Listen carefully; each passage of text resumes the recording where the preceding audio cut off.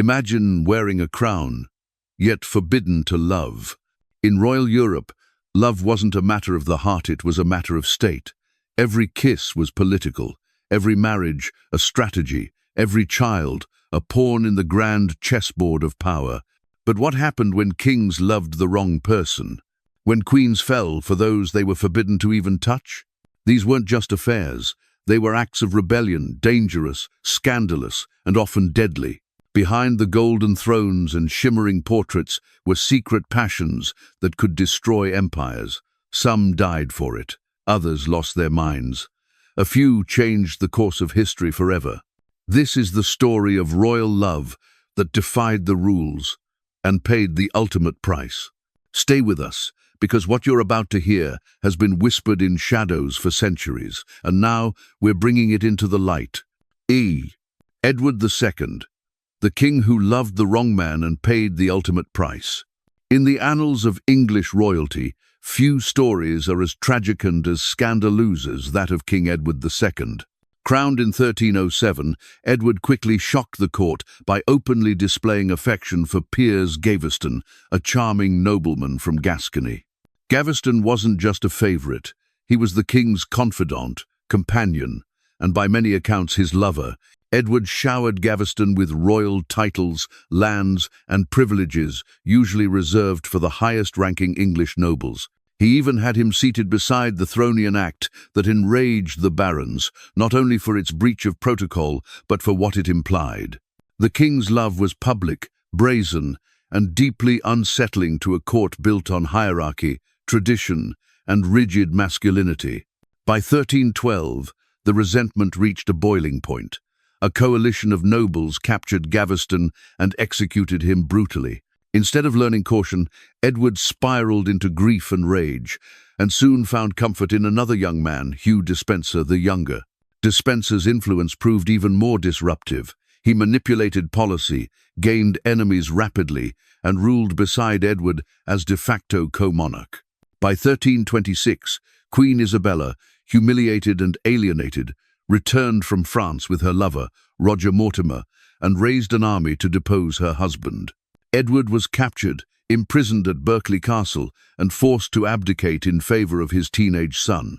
But his enemies weren't done. In the dead of night, he was murdered according to contemporary accounts, with a red-hot iron inserted into his rectum, a grotesque execution believed to target both his body and his love life. Edward II died in agony, not just at the hands of his political foes, but because of a love that defied the norms of his time. A king undone, not by war or rebellion, but by passion. In 1603, when James VI of Scotland ascended to the English throne as James I, he brought with him not only dreams of a united Britain, but also a passion that would scandalize the English court for decades. At 48 years old, James fell deeply in love with a strikingly handsome 22-year-old nobleman, George Villiers. Villiers quickly rose from relative obscurity to become the Duke of Buckingham, the most powerful man in the kingdom and, many believed, the king's lover. Their correspondence leaves little doubt about the nature of their bond. James referred to Villiers as "my sweet child and wife," while Villiers wrote back calling himself the king's most humble slave and dog. Such intimate language shocked even a court long accustomed to royal indulgences. But this wasn't just a private affair, it became a political crisis. James lavished Villiers with titles, estates, and extraordinary influence, allowing him to shape decisions of state, bypassing traditional channels of power. Public reaction was brutal. Satirical pamphlets flooded the streets of London, mocking the monarch as Queen James, while Puritan preachers thundered against the sodomy at court, warning that divine wrath would follow. Yet James never denied or concealed his feelings. Until his death in 1625, he remained devoted to Villiers. After James died, Villiers tried to maintain his influence under the new king, Charles I, but his enemies caught up with him. In 1628, he was assassinated by a naval officer consumed with political and moral outrage. Villiers died with James's name still on his lips, a man who loved a king and took their secret to the grave. Their story remains one of the most open royal love affairs ever recorded and one of the most condemned. 3. Frederick the Great, a lonely genius and a love lost to execution. Born in 1712, Frederick the Great of Prussia was destined for greatness, but his soul was shaped not by power, but by pain. From a young age, Frederick showed a deep love for music, philosophy, and the arts interests that enraged his father, Frederick William I, a militaristic and abusive man. What truly ignited his father's wrath, however, was Frederick's intimate bond with Hans Hermann von Katte, a handsome young officer. Their connection, emotional and possibly romantic, became the focus of scandal. When the king discovered their plan to flee Prussia together, he condemned Katte to death. In a moment that would haunt Frederick forever, the young prince was forced to watch his beloved's execution in 1730. Frederick collapsed as Katte's head fell to the ground and something in him died that day too.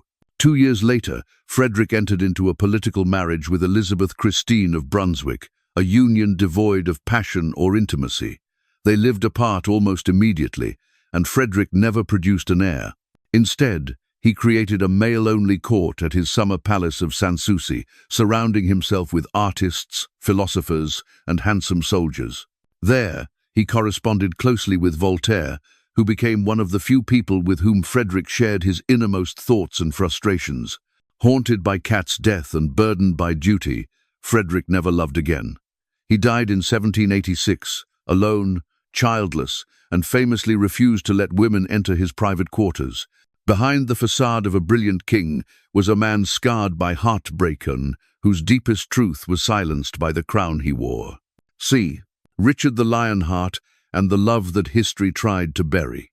Richard I of England, better known as Richard the Lionhearties, remembered as a warrior king, a chivalric hero, and the fearless face of the Third Crusade. But beneath the armor and battlefield, legends lies a more complicated truth, a relationship that defied the conventions of his time and raised questions historians still whisper about today. During the Third Crusade in the late 12th century, Richard formed an extraordinarily close bond with Philip II of France. Contemporary chroniclers noted their intimacy in striking terms. They dined from the same plate, shared the same tent, and most controversially slept in the same bed.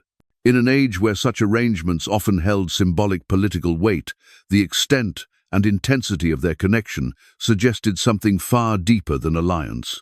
Their closeness shocked fellow crusaders and courtiers alike. When Philip eventually returned to France in 1191, Richard was said to be devastated. His military brilliance, so evident in the campaign's early months, seemed to wane in Philip's absence.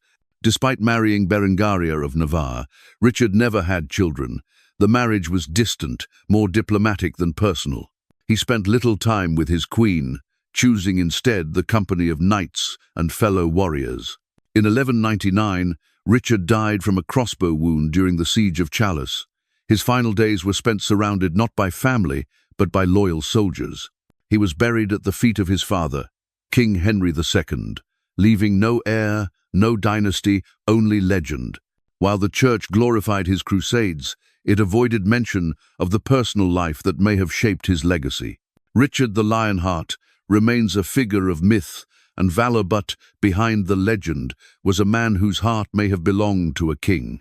When, in the glittering courts of 17th century France, beneath layers of silken ceremony, lay one of Europe's most explosive royal secrets. King Louis XIII, a monarch of divine right and delicate restraint, was married to Anne of Austria for 23 years, yet their union remained barren. Whispers echoed through Versailles. The king had little interest in women and instead surrounded himself with young male courtiers. Among them, none captured his heart like Henri Coiffier de Rouzay, Marquis of Cinq-Mars, a strikingly handsome nobleman who rose swiftly to power as the Grand Master of the royal wardrobe. But Cinq-Mars was more than a favored companion. He was the king's confidant, rumored lover, and political lightning rod. His growing influence incensed Cardinal Richelieu, France's powerful chief minister. In 1642, Cinq-Mars was caught plotting against Richelieu, hoping to leverage his closeness to Louis to shift power. The scheme failed. Cinq-Mars was executed for treason, and Louis fell into a deep, silent mourning. Then, in 1638, after over 2 decades of childless marriage, Anne unexpectedly became pregnant, giving birth to Louis XIV, the future Sunday king. The sudden conception fueled scandalous rumors. Some whispered the child was not Louis XIII's, but the product of an affair between Anne and George Villiers, Duke of Buckingham, during his diplomatic visit to France. Others claimed Louis XIII had allowed the tryst, valuing dynastic continuity above personal pride. These murmurings cast a long shadow. If Louis XIV was illegitimate, then the entire Bourbon dynasty rested on a lie. Though the truth remains buried in royal silence, the legacy of that whispered scandal continues to haunt French historia, tale of love, betrayal, and the desperate cost of preserving a crown. Conclusion: the legacy of caged hearts.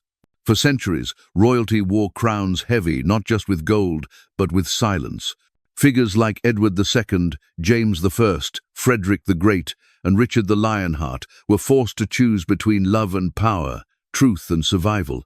Some chose the throne and lived behind masks of duty. Others followed their heart sand, paid with exile, humiliation, or even their lives. Same-sex love, once branded a sin or a scandal, was hidden in whispers, buried in footnotes, or erased entirely from royal history.